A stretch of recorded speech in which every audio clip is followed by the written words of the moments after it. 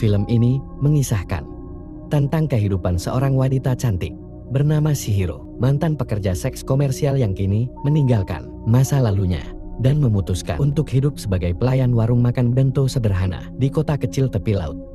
Di sana Chihiro bergaul dengan orang-orang sekitar yang ada di kota kecil itu, mulai dari pemilik warung bento, anak-anak remaja, hingga tunawisma yang ada di tempat itu. Sebagai mantan pekerja seks, tentu ini bukan hal yang mudah untuk menjalani hidup yang sederhana dan juga terbuka tentang masa lalunya yang suram itu. Sekarang langsung kita masuk aja ke dalam alur cerita.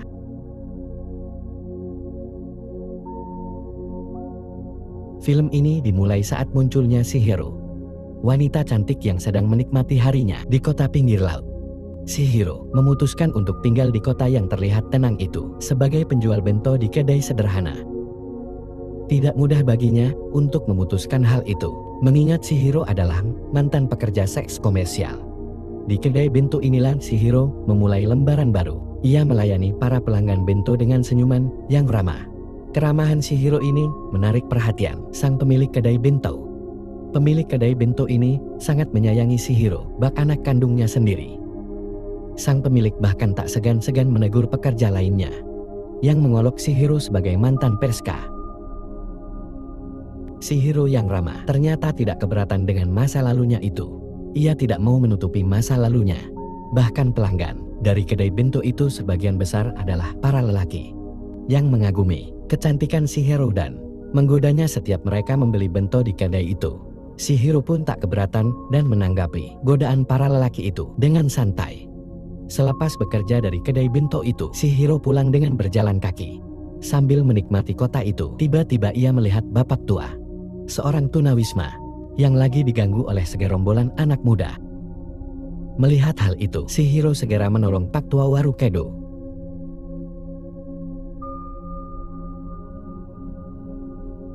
Bukan hanya sekedar menolong, namun ternyata Chihiro juga berusaha untuk bergaul dengan pak tua itu. Ia memberikan sebungkus bento yang ia bawa dari tempat kerjanya dan memberikannya kepada pak tua itu. Sambil pak tua menikmati bento itu, Chihiro terus mengajak pak tua ngobrol. Mereka pun tak butuh waktu lama untuk menjadi akrab. Karena kebaikan Chihiro, pak tua pun mengiyakan permohonan Chihiro untuk membersihkan diri di rumah Chihiro. Ia pun begitu perhatian dengan pak tua ini, seperti menganggap pak tua sebagai sosok ayah. Chihiro memandikan pak tua ini dengan senang hati. Ia tak ingin pak tua ini diolok-olok lagi oleh orang lain karena bau badannya. Bahkan Chihiro memberikan bajunya untuk pak tua itu.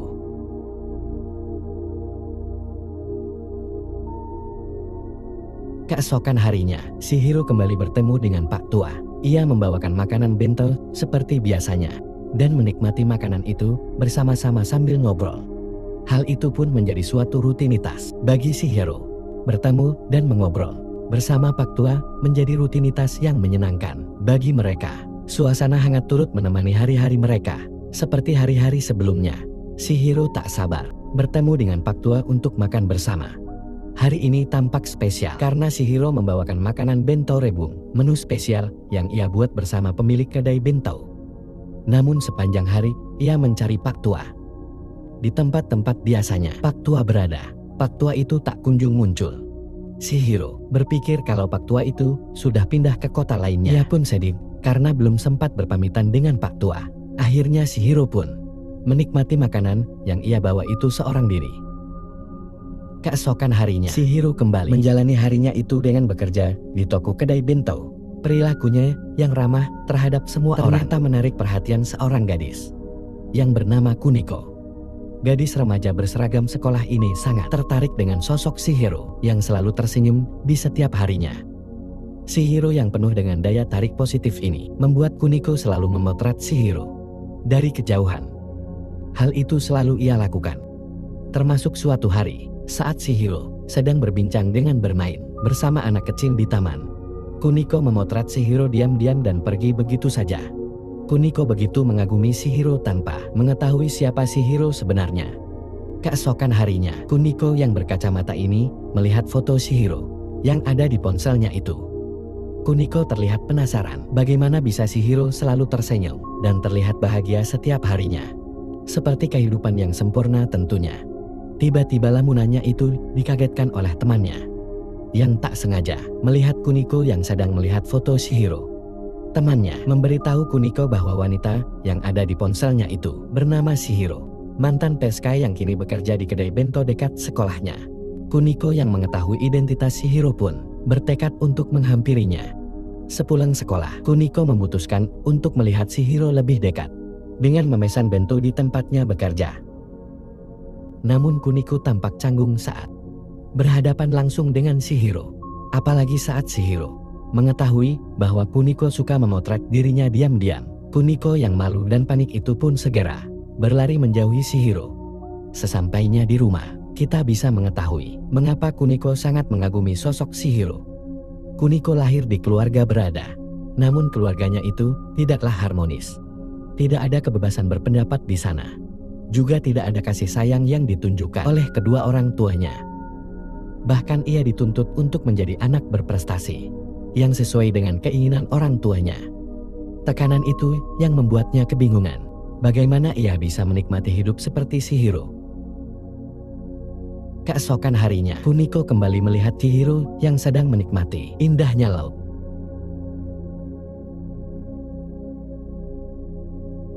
Di situ Kuniko memberanikan diri untuk yang kedua kalinya. Beruntungnya Kuniko, keberanian itu membuahkan hasil. Kuniko mendapatkan kesempatan untuk berbincang langsung dengan Chihiro.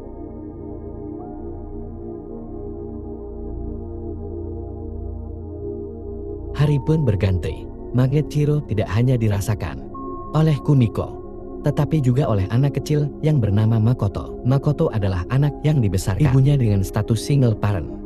Kondisi ibunya yang harus bekerja seharian hingga larut malam itu membuat Makoto kekurangan kasih sayang.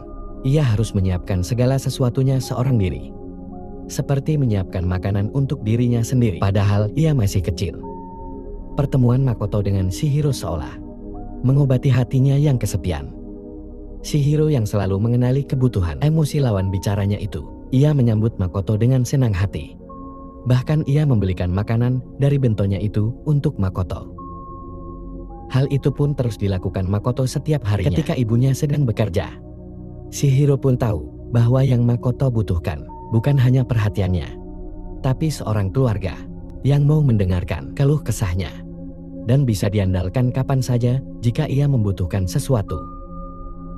Oleh karena itu, Chihiro mempertemukan Makoto dan Kuniko. Mereka pun tampak bahagia bisa bermain bersama seperti dari planet yang sama. Chihiro juga memberikan hadiah berupa peta harta karun kepada Kuniko.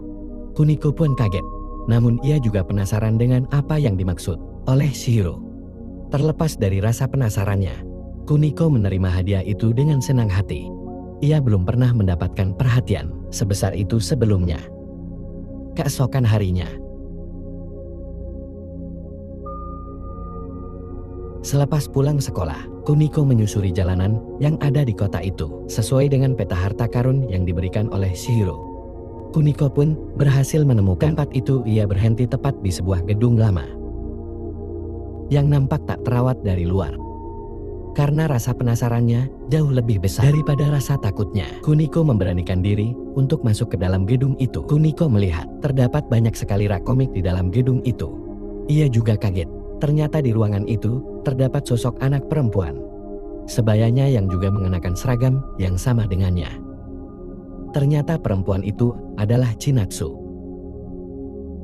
gadis remaja yang juga pernah ditemui oleh Chihiro. Shimizu mengetahui bahwa Kuniko akan datang dari Chihiro. Ternyata mereka sama-sama menyukai komik. Bahkan mereka ternyata teman satu angkatan yang berbeda kelas. Perempuan itu membawa mereka menjadi pribadi yang lebih terbuka, bahkan mereka saling melemparkan senyumannya. Chihiro adalah penyelamat bagi mereka berdua, mengingat mereka berdua sebelumnya sangat merasakan kesepian, dan kini dapat dipertemukan oleh orang-orang dari planet yang sama. Mereka pun menjadi sangat akrab saat di sekolah. Mereka menghabiskan waktu istirahat bersama, makan siang bersama, membaca komik bersama.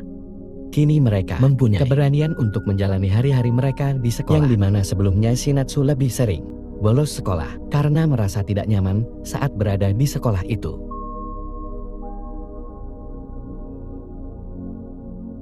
Malam harinya, saat Chihiro sedang dalam perjalanan pulang ke rumah, Chihiro terkejut ada sosok wanita yang menantinya di pinggir jalan itu. Ternyata wanita itu adalah Basil, teman Chihiro saat ia menjadi PSK. Basil sengaja bertemu dengan Chihiro karena ia tahu ia membutuhkan tempat untuk bercerita. Basil menceritakan kepada Chihiro bahwa ia kini memutuskan untuk berhenti dari pekerjaan PSK itu dan berniat untuk membuka toko. Namun sayangnya, uangnya yang sudah ia siapkan untuk tokonya itu dibawa lari oleh sosok yang tak bertanggung jawab. Sebagai teman seperjuangannya, Chihiro bisa merasakan kesedihan yang Basil alami. Ia pun segera memeluk Basil dan makan bersama. Bukan hanya itu, Chihiro juga menghibur Basil dengan mengajaknya ke pasar malam. Mereka sangat menikmati malam itu dengan permainan yang ada di situ. Saat mereka sedang memainkan pemancing ikan, tiba-tiba pemilik itu memanggil Chihiro. Ternyata orang itu adalah mantan bos Chihiro waktu ia bekerja di PSK. Pria itu kini juga memutuskan untuk berhenti dari pekerjaan itu dan ia memilih bekerja sebagai peternak ikan mas yang cantik. Pertemuan Chihiro dengan bosnya itu ternyata membawakan Basil kepada takdirnya. Basil tertarik dengan mantan bosnya itu. Chihiro pun memberikan alamat toko peternakan ikan mas milik mantan bosnya. Bermodalkan dengan alamat itu, Basil menguatkan tekadnya untuk bertemu dengan pria itu. Tak disangka, pertemuan kedua kalinya itu berjalan dengan lancar. Mereka saling mengobrol bak teman lama. Bahkan Basil mendapatkan tawaran kerja di toko itu.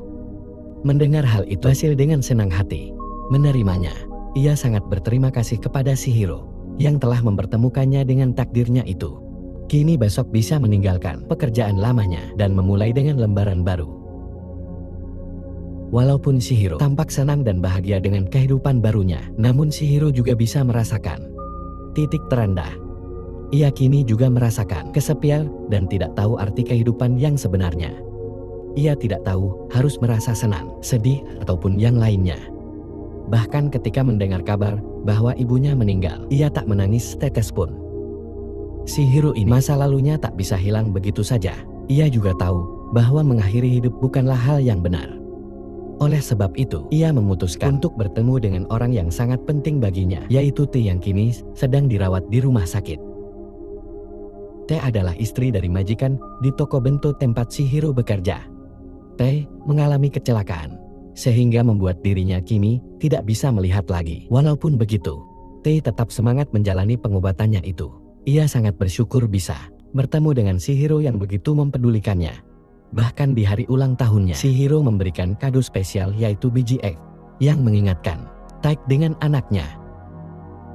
Keesokan harinya, Chihiro kembali ke rumah sakit di mana Ta dirawat. Chihiro pun diam-diam mengajak Ta untuk keluar dari rumah sakit dan mengajaknya berkeliling, menikmati kota itu dengan mobilnya.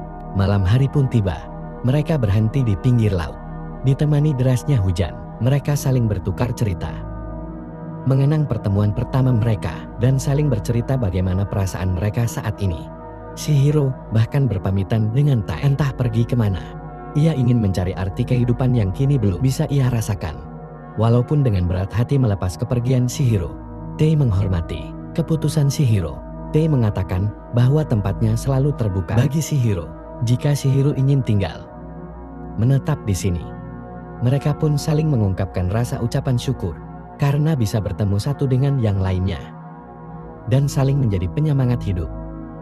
T juga mengatakan bahwa ia akan selalu merindukan Chihiro dimanapun ia berada.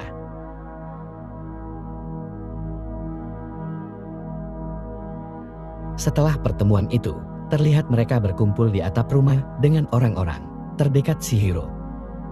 Mereka tampak sedang berpesta, memanggang daging bersama, dan menikmati hangatnya suasana itu.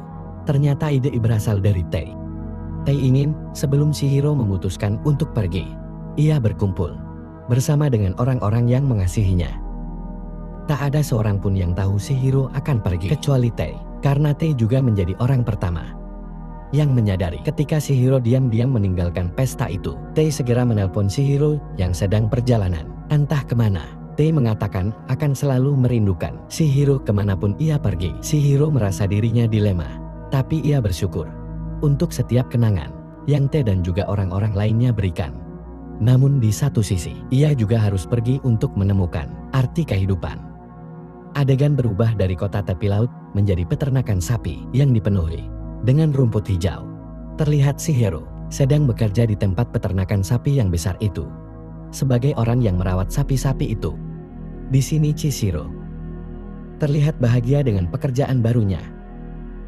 Ia seperti menemukan arti kehidupan di tempat ini. Menurutnya, kehidupannya saat ini adalah kehidupan yang sempurna. Dibanding dengan kehidupan sebelumnya, Chihiro juga akan terus belajar mengasihi yang ada di sekitarnya. Dan film pun selesai. Jangan lupa like, komen, dan subscribe.